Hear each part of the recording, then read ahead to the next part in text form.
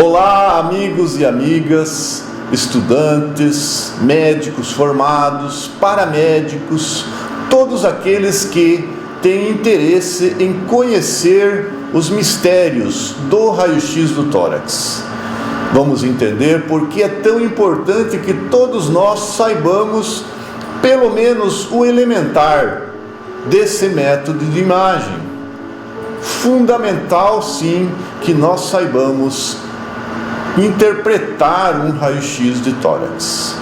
E vamos fazer isso conceituando este método de imagem no contexto histórico. O raio-x foi o primeiro método de diagnóstico por imagem da humanidade. Até então, trabalhávamos apenas com a propedêutica. Não tínhamos um exame de imagem para nos auxiliar. Finalmente, em 1895, o cientista alemão Wilhelm Röntgen inventou o equipamento de raio-x. Foi o início da verdadeira revolução da medicina. A descoberta do raio-x foi algo extraordinário.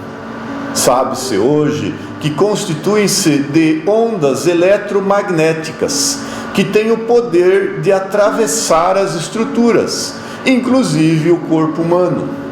E os raios que atravessam nosso corpo incidem em uma placa que fará uma imagem negativa destes raios. É claro que, conforme as densidades das estruturas, os raios serão mais ou menos atenuados. E isso nós chamamos de contraste radiológico, ou seja, o contraste entre as densidades das estruturas que nos dará os detalhes da imagem. E nisto, a radiografia do tórax é excelente. E é por isso nós vamos ver na sequência que os raios-x do tórax são até hoje o exame de imagem mais usado no mundo, pelo grande contraste entre as densidades das estruturas examinadas. No mesmo ano, Röntgen, depois de muitos testes com estruturas inanimadas, resolveu fazer uma experiência com o ser humano.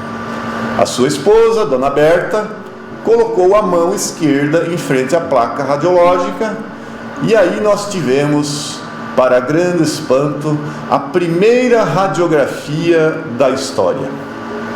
E imediatamente viu-se o grande potencial deste exame. Finalmente poderíamos estar vendo fraturas, examinando o pulmão, vendo os intestinos. Finalmente poderíamos ver através da pele, ver uma fratura, a sua extensão, a sua gravidade. Poderíamos ver os pulmões, se existia ali uma pneumonia, um derrame líquido, ver o coração, ver as estruturas abdominais, o gás intestinal. Foi algo revolucionário. E nos anos que se sucederam, o método começou a se disseminar rapidamente. Mas nem tudo foi alegria. Muitos indivíduos, médicos e técnicos que lidavam com os raios-x começaram a ter problemas de saúde. Entre elas, a dermatite actínica, lesões de pele, principalmente nas mãos, que eram expostas aos raios-x. E pior, depois de alguns anos, começaram a surgir indivíduos desenvolvendo doenças cancerígenas, principalmente as leucemias, doenças da medula óssea. Então, entrou em campo mais uma figura lendária, a cientista polonesa Marie Curie. Esta cientista, que foi uma pioneira até por ganhar o primeiro prêmio Nobel feminino, foi quem começou os estudos sobre a radioatividade e determinou então o potencial lesivo destes raios. Da mesma maneira que nós conhecemos os males causados pela radioatividade, nós chegamos à conclusão que o chumbo seria uma boa proteção. Então, a partir daí, começamos a utilizar protetores. E o metal mais indicado é o chumbo. Então, o chumbo começou a ser utilizado para proteger em aventais, luvas, protetores de tireoide, e evitamos dessa maneira os males da radiação. E a mesma cientista, Marie Curie, foi responsável por mais um grande impulso na utilização do raio-x. Era o tempo da Primeira Guerra Mundial. Grande número de feridos nas frentes de batalha. E Marie Curie, então, teve um papel fundamental, criando mais de 200 equipamentos de raio-x móveis que eram transportados em veículos que iam aos centros de batalha, que iam aonde estavam os feridos, fazendo o diagnóstico de todo tipo de lesão traumática e também infecciosa. À medida que o método radiológico se disseminava pelo mundo, o estudo das estruturas do tórax ganhava cada vez mais importância.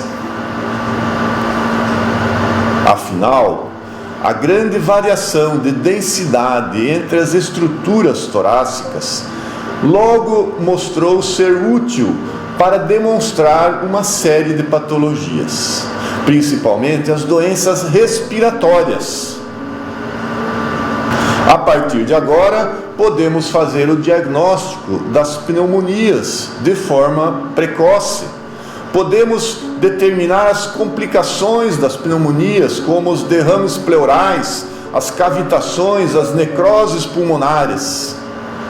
Então, no estudo das doenças respiratórias, nós tivemos um grande ímpeto da radiologia do tórax.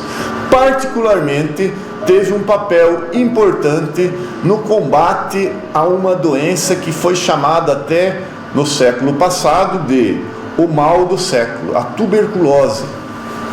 A radiografia do tórax, então, começou a ser utilizada também para o diagnóstico da tuberculose, uma doença infecto-contagiosa que graçava pela Europa e em todo o mundo, e até hoje persiste com grande força. Não só diagnosticando, mas fazendo a triagem de familiares, de indivíduos, de grupos de pessoas para detectar a presença da doença, às vezes até assintomática. Então aí foi o outro grande papel do raio-x do tórax. No estudo do trauma torácico, o raio-x de tórax também já mostrou a sua importância para determinar fraturas da caixa torácica, da costela. No estudo do trauma torácico, também o raio-x se mostrou muito útil, principalmente no período de guerras, no período que se seguiu dos grandes acidentes de trânsito. Nós conseguimos, através do raio-x de tórax, avaliar as costelas, toda a caixa torácica, inclusive a coluna vertebral, e as suas complicações, como o pneumotórax, o hemotórax e as consequências sobre os pulmões desse trauma. Outro grande benefício do raio-x do tórax foi no estudo do coração. Com o raio-x do tórax, nós podemos avaliar não só o tamanho do coração, mas as câmaras cardíacas que estão afetadas. Desta maneira, permitiu-se ampliar o diagnóstico das doenças congênitas cardíacas, das doenças cardíacas adquiridas. E até hoje, os cardiologistas usam sistematicamente o raio-x do tórax no estudo do coração e principalmente no controle da doença hipertensiva. Sabemos que quem tem pressão alta tem uma tendência a desenvolver hipertrofia do ventrículo cardíaco esquerdo. Então, o médico que trata o hipertenso, ele pede rotineiramente o raio-x do tórax para ver o coração. Estes são apenas alguns exemplos da utilidade do raio-x de tórax que tornam-o o método de imagem mais utilizado no mundo ainda hoje e tem o seu lugar assegurado nos próximos anos. Existem inúmeras outras situações que vamos estar falando no decorrer do curso. Estes são apenas os exemplos mais comuns da utilização do raio-x do tórax. Existem inúmeras outras situações em que nós vamos estar utilizando o raio-x do tórax e que nós vamos conhecer no transcorrer do curso. Voltando ao contexto histórico, em 1967, um físico inglês chamado Gottfried Hausenfeld dá um novo passo na evolução do diagnóstico por imagem. Iniciava-se a era da computação, e isto permitiu que, utilizando-se o mesmo princípio físico do raio-x,